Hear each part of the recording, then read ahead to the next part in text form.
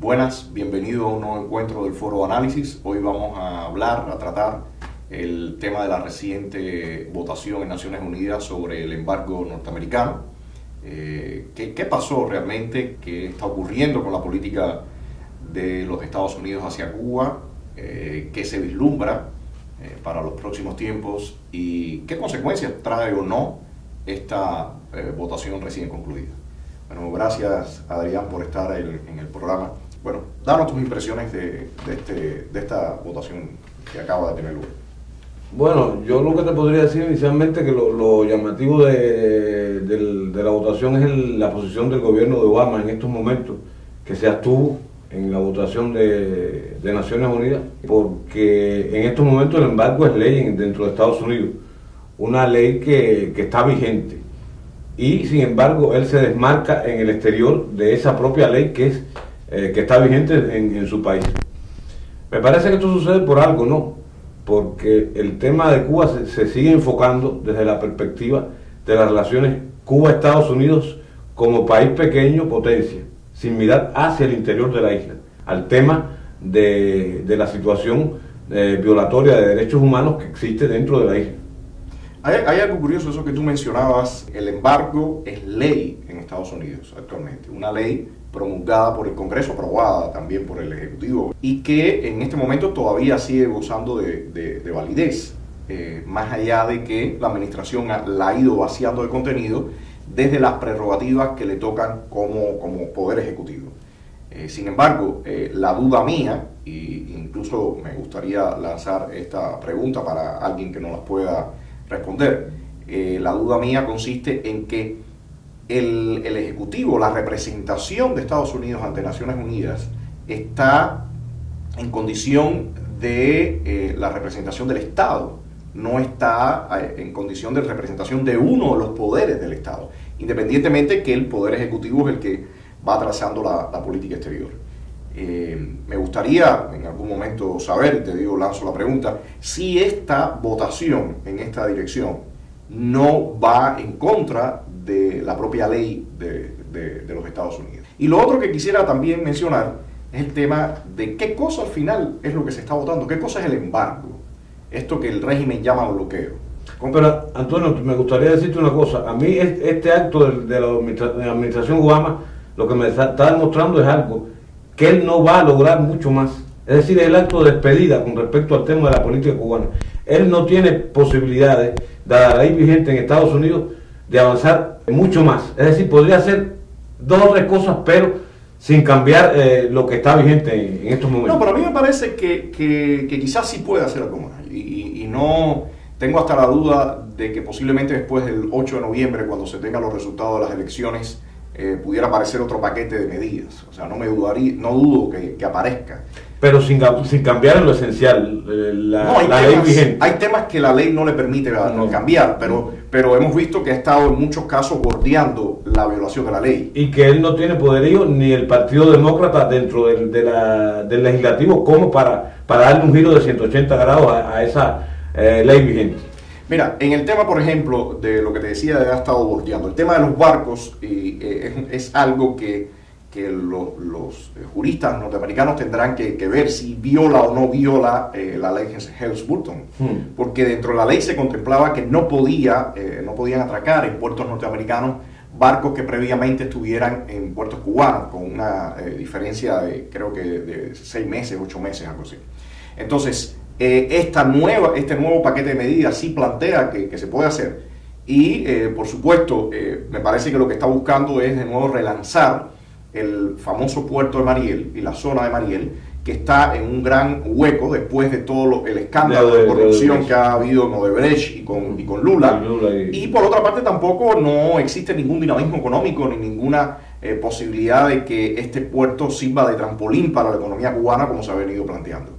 Pero es claro que la administración Obama ha estado bordeando lo que sería la violación de la ley Helms-Burton. Que por cierto, me gustaría aclarar que al final la ley Helms-Burton tiene un concepto muy simple, que es sanciones económicas a un Estado que viola sistemáticamente el derecho internacional con todo el tema de las confiscaciones y todo lo que ha ocurrido con el narcotráfico, con tráfico de armas, tráfico humano. Y violaciones de derechos humanos. Y violaciones de derechos humanos dentro de la isla también. O sea, el régimen está sancionado por eso, pero aparte la ley codifica bajo qué condiciones se levantaría esas sanciones. Que son violaciones a la ley internacional. Exactamente, por eso lo mencionaba. Entonces, aquí el punto es que la lógica de la administración actual ha sido entrar en un proceso político sin condiciones. O sea, la ley Expurto plantea un petitorio, unas condiciones, y la actual administración está planteando entrar en este proceso sin ninguna condición. Antonio, lo que sucede es lo siguiente: este proceso de negociación Cuba-Estados Unidos ha sido totalmente asimétrico. En un proceso de negociación las dos partes tienen que flexibilizar posiciones. Y lo que ha estado sucediendo es que Estados Unidos ha flexibilizado, pero Cuba constantemente dice que no. Y que no hay cambios, y que no hay cambios, y que no hay cambios. Y te digo, sin desmontar el régimen. Pongo el ejemplo: Vietnam y China se abrieron en lo económico a una serie de cosas que ha permitido un cierto avance económico. El régimen cubano se niega a eso. Ahora mismo Obama plantea empoderar o intentar empoderar el sector emergente cubano. El Estado le dice que no. Raúl le está diciendo que no, que a ellos lo que les interesa empoderar es las empresas. Es decir, ellos no están dispuestos a flexibilizarse en lo mínimo. No, y hay una cosa en este sentido, Adrián: la entrada de esas empresas extranjeras sería violando leyes laborales internacionales, los acuerdos o las normativas de la OIT, el tema de los salarios, el tema de que el trabajador no puede ser, la contratación no puede ser directa. O sea, hay varios elementos en los que las empresas norteamericanas entrarían violando derechos laborales reconocidos ya universalmente. Y aunque ha habido críticas por parte de la administración Obama, de facto están aceptando las normas o la manera de comportarse del régimen cubano. Eso es peligroso porque hace unos días veíamos también todas las protestas, las supuestas protestas que se realizaron por las becas otorgadas a estudiantes. Y al final el mensaje que está mandando el régimen es: no nos oponemos a las becas, pero tenemos que ser nosotros quienes nos controlan. Es exactamente la misma lógica de lo que está pasando con el tema de los trabajadores, es la misma lógica que está pasando con los cuentapropistas, que les están diciendo: bueno, mientras no existan todas estas leyes y todas estas facilidades para la empresa estatal, que significa para mis empresas, pues sencillamente a los cuentapropistas no le vamos a permitir absolutamente nada. O sea, es un clásico chantaje. Y hay un espejismo en todo lo que se está planteando en estos momentos. El sector emergente cubano no se ha empoderado. El régimen sigue con una estructura legal que los ahoga y no hay ningún tipo de empoderamiento. Como tampoco hay empoderamiento para el ciudadano común. Porque si no hay libertad de asociación, si no hay libertad de opinión, de crear partidos políticos, y no solo partidos políticos, en general de asociaciones gremiales, culturales, en fin, sin eso el ciudadano no se puede empoderar. No, y ahí hay algo que también vemos con mucha preocupación, y es que esta lógica de aceptación del régimen, de legitimación del régimen, que acabamos de ver en Naciones Unidas, o sea, cuando la representante de los Estados Unidos, Samantha Power, se para y dice, bueno, nosotros vamos a abstenernos de una ley que es, como decíamos, que es de la nación norteamericana, reconoce de alguna forma ese silencio, reconoce todas las manipulaciones y todo el lenguaje de tergiversación que tiene el documento presentado por la dictadura. Esta lógica ha ido cubriendo también la lógica del resto de la comunidad internacional en su relación hacia Cuba. Veíamos que, y lo hemos ratificado en muchas ocasiones, que la Unión Europea en su nuevo acuerdo bilateral con el régimen cubano ha dejado de un lado el tema de la promoción de la democracia y la promoción de los derechos humanos.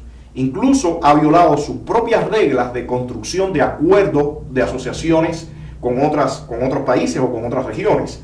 Hemos reiterado también que el acuerdo de asociación con América Central tomaba en cuenta la posición de la sociedad civil de esos países. Y en el caso del acuerdo bilateral con el régimen cubano, eso no se ha tomado en cuenta. De hecho, no dieron un tremendo trabajo para revelar el acuerdo final. Pero lo otro es que han aceptado que el tema de derechos humanos sea analizado bajo el prisma del supuesto sistema jurídico y legal cubano, lo cual es una aberración porque sabemos que la propia ley del régimen viola en letra esos derechos fundamentales. En estos momentos la administración Obama está manejando una Cuba como posible interlocutora en un ambiente de más seguridad para Estados Unidos. Y lo hace refiriéndose al tema de las negociaciones de paz en Colombia. La posición del régimen cubano va a seguir siendo antisistema en todo momento. Eso ahí creo que hay un estrabismo por parte de la administración Obama. Desde La Habana se va a seguir apostando a todo tipo de movimiento antisistema, aunque mejoren las relaciones con Estados Unidos. No, el problema es que el régimen es realmente enemigo de las libertades y derechos fundamentales, y su lógica siempre va a favor de cualquier otro tipo de régimen o Estado. Los aliados tradicionales están Exactamente, los aliados tradicionales son quienes van en contra de esas libertades y derechos fundamentales.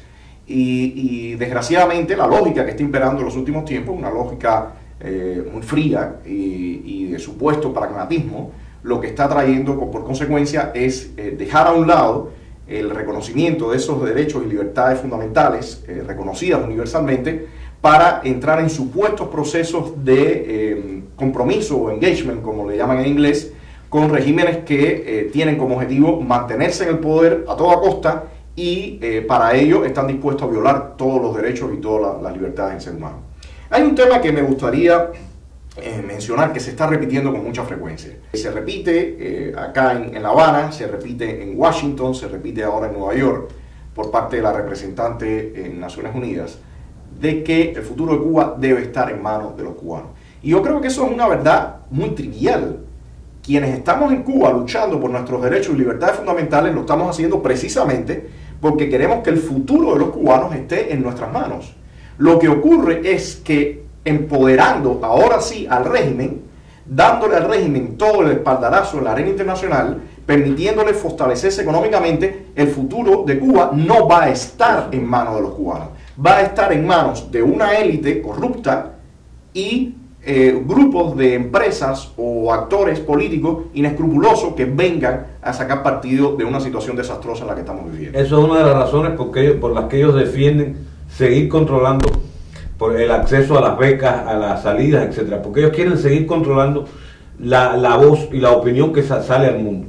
La voz del ciudadano no se escucha, y no se puede escuchar porque lo que estábamos hablando anteriormente, si no hay libertad de asociación, si no hay libertad de expresión, esa voz no se puede escuchar. Hay una cosa interesante en esto, Adrián. Sabemos que un grupo de personas, cuando se anunciaron las medidas del 17 de diciembre, salieron muy contentas y eufóricas, diciendo que bueno, que a partir de este momento las cosas cambiarían. Incluso sectores desde dentro de la disidencia o la oposición. Y lo que hemos visto en los últimos tiempos es que la represión ha ido sobre todos por igual. Y entonces aparecen ahora quejas de ese hostigamiento por parte de la seguridad del Estado sobre sus proyectos o sobre sus personas. Y realmente es lamentable, y lo hemos dicho desde un principio, lo hemos sufrido en carne propia, que siga ocurriendo todos estos actos, pero para mí también constituye un llamado de atención para aquellos que piensan que no van a ser tocados por la represión. La represión va a tocar a todos por igual, y va a tocar a todo el que trate de desencuadrar el plan que el régimen tiene. El plan que tiene el régimen es muy claro: la construcción de esa dinastía tropical que está en proceso. Todo el que choque con eso. Y exactamente, y a su propio tiempo. Esa es la situación. Yo no dudo que en algún momento ellos estarán satisfechos con permitir una oposición dócil, pero ellos calculan en qué tiempo es que tiene que aparecer esa oposición dócil. Y siempre cuando algo aparezca a destiempo, va a ser reprimido y va a ser castigado. Y me parece que eso es lo que está pasando. Ellos se sienten en este momento muy inseguros, no saben qué va a pasar de cara al proceso, o sea, qué va a pasar en el proceso electoral norteamericano, quién va a ser el próximo presidente, y entonces están todavía ajustando tuercas y manteniendo todo bajo control.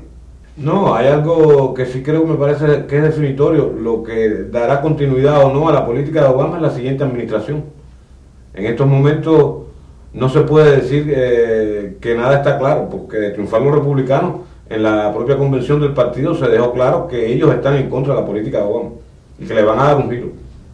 Bueno, eso lo ha manifestado reiteradamente también el régimen, que hasta ahora todas estas medidas nada más tienen carácter ejecutivo, o sea, han salido del ejecutivo y aparecen como medidas tomadas por el presidente Obama, y no ha sido ninguna aprobada por el Poder Legislativo. Incluso hay nuevas propuestas de ley que sancionarían o restringirían más bien cualquier tipo de comercio o intercambio con el régimen, con empresas militares, incluso en el tema de los viajes. O sea, para el régimen está muy claro, y yo creo que de ahí toda la incertidumbre y el miedo que está mostrando. Para el régimen es muy claro que todavía no hay nada escrito, y por eso los niveles de represión y todo siguen tan altos, ¿no? Yo creo que ellos están muy claros que no hay nada definido ni para ellos ni para el pueblo cubano.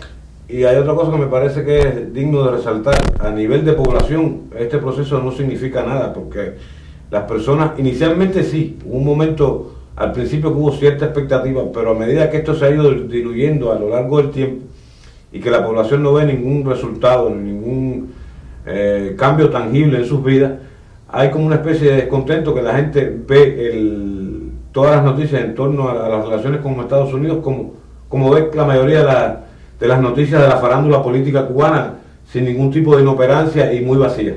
Bueno, incluso yo diría más, yo diría que el nivel de frustración y de convencimiento de que nada va a cambiar mientras estos individuos estén ahí se ha hecho cada vez más latente.